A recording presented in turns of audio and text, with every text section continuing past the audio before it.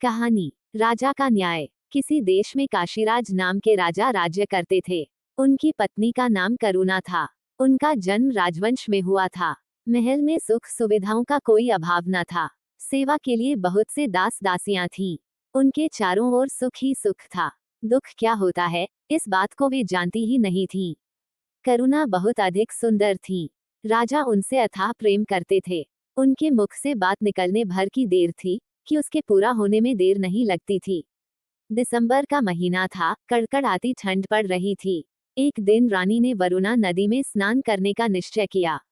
राजा ने आज्ञा दी कि वरुणा की ओर जाने वाले सारे मार्ग रोक दिए जाएं और सभी घाट खाली कर दिए जाएं। आदेश होते ही सभी मार्ग रोक दिए गए। नदी के तट व घाट निर्जन हो गए। जो लोग घाटों के पास झोपड़ियां बनाकर रह रहे थे वे भी उन्हें छोड़कर चले गए। अब वहां केवल पक्षियों का कलरव सुनाई दे रहा था। रानी अपनी सखियों के साथ घाट पर पहुंची। वरुणा नदी के तट पर उनका हास परिहास गूंजने लगा। उस समय पूर्व दिशा में सूर्य उग रहा था। रानी ने अपनी सखियों के साथ नदी की झिलमिल करती धारा में स्नान किया। पानी बहुत ठंडा था। ठंडे पानी में स्नान करने के कारण रानी बुरी तरह ठिठुर गईं और थर थर कांपने लगी। कंपते होठों से उन्होंने कहा, मैं ठंड से मरी जा रही हूँ। जल्दी आग जलाओ और मेरे प्राण बचाओ। रानी की आज्ञा पाकर सखियां पास के जंगल से लकड़ियां लेने जाने लगी।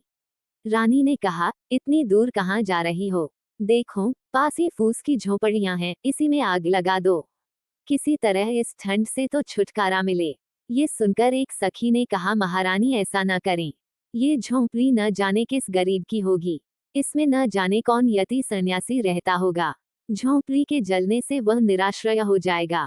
इस ठंड में वह बेचारा कहाँ जाएगा? दासी की बात सुनकर रानी को क्रोध आ गया। वे चिल्लाकर बोली, दूर हो जाओ। फूस की इस पुरानी झोंपड़ी की तुम्हें इतनी चिंता है और मेरी कुछ भी नहीं। मेरी आज्ञा का तुरंत पालन करो। रानी की हठ देखकर सखियों ने झोंपड़ी में आग लगा दी। झोंपड़ियां धू धू करके जल उठी। आग की लपटें आकाश छूने लगी। नदी के किनारे खड़े पेड़ों पर बैठे हुए पक्षी कोलाहल करते हुए आकाश में उड़ गए। आग की चिनगारियां एक झोपड़ी से दूसरी झोपड़ी पर गिरने लगी। आग चारों ओर फैल गई। थोड़ी ही देर में घाट की सभी झोपड़ियां जलकर राख हो गई। ठंड से कांपती रानी को आग की लपटों की गर्मी बहुत अच्छी लगी। आग तापकर रानी अपनी सखियों के साथ हास परिहास करती हुई राजमहल में लौट आई। अगले दिन काशीराज अपनी राजसभा में न्यायासन पर बैठे ही थे कि जिनकी झोपड़ियां रानी ने जलवा दी थी वे राज दरबार में आ पहुंचे। रोते हुए रुंधे गले से उन्होंने राजा से अपनी दुख भरी कहानी सुनाई। अपनी प्रजा की बातें सुनकर राजा का सिर लज्जा से झुक गया। उनका चेहरा क्रोध से तमतमा उठा। वे सभा से उठकर एकदम राजमहल में चले गए। रोषपूर्ण स्वर में राजा ने कहा, रानी, तुमने निर्दोष दीन दुखियों के घर जला दिए। ये तुम्हारा कैसा राजधर्म है?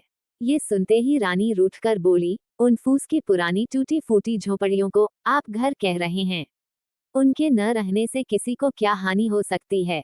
और अगर होगी भी, तो कितनी?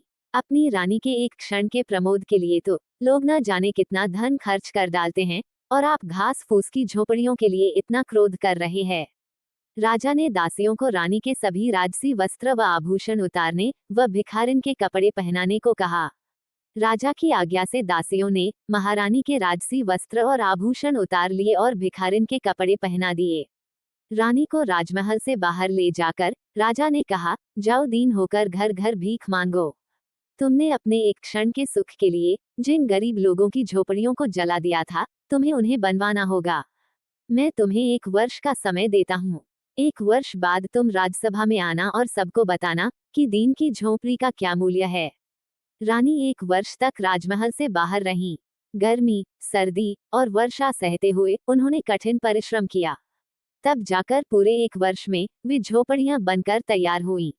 अब रानी को झोंपड़ी का वास्तविक मूल्य समझ में आ गया था। राजा उन्हें आदरपूर्वक महल में ले आए।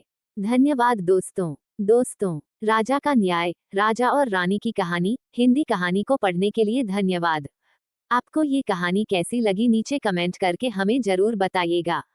अगर आपको ये कहानी पसंद आई हो तो अपने दोस्तों के साथ जरूर शेयर करें और ऐसी ही प्यारी कहानियां सुनने के लिए हमारे YouTube चैनल से जुड़े।